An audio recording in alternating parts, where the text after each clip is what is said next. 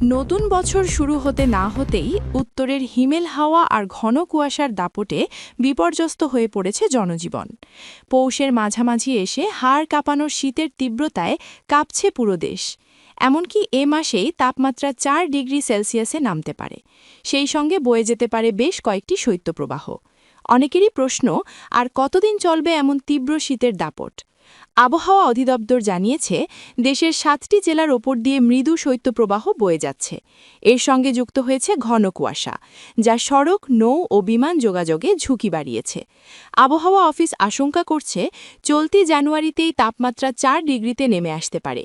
শুক্রবার পরবর্তী 120 ঘণ্টার আবহাওয়ার পূর্বাভাসে জানানো হয়েছে, গোপালগঞ্জ, রাজশাহী, পাবনা, পঞ্চগড়, যশোর, চুয়াডাঙ্গা ও কুষ্টিয়া জেলার ওপর দিয়ে মৃদু শৈত্যপ্রবাহ বয়ে যাচ্ছে।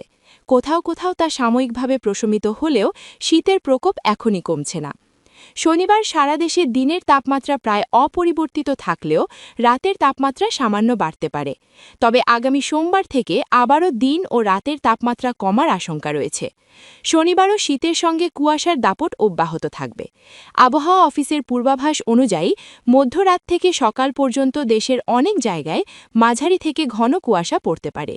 কোথাও কোথাও এই কুয়াশা দুপুর পর্যন্ত স্থায়ী হওয়ার আশঙ্কা রয়েছে, যার ফলে বিমান চলাচল, অভ্যন্তরীণ নৌ পরিবহন এবং সড়ক যোগাযোগ সাময়িকভাবে বিচ্ছিন্ন হতে পারে।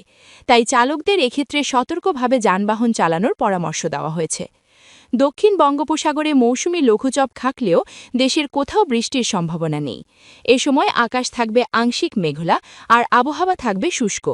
শুক্রবার ঢাকা ও পার্শ্ববর্তী এলাকায় বাতাসের আপেক্ষিক আর্দ্রতা ছিল প্রায় ৯৯%, আর পশ্চিম বা উত্তর পশ্চিম দিক থেকে ঘণ্টায় ৮ থেকে ১০ কিলোমিটার বেগে বাতাস প্রবাহিত হচ্ছে।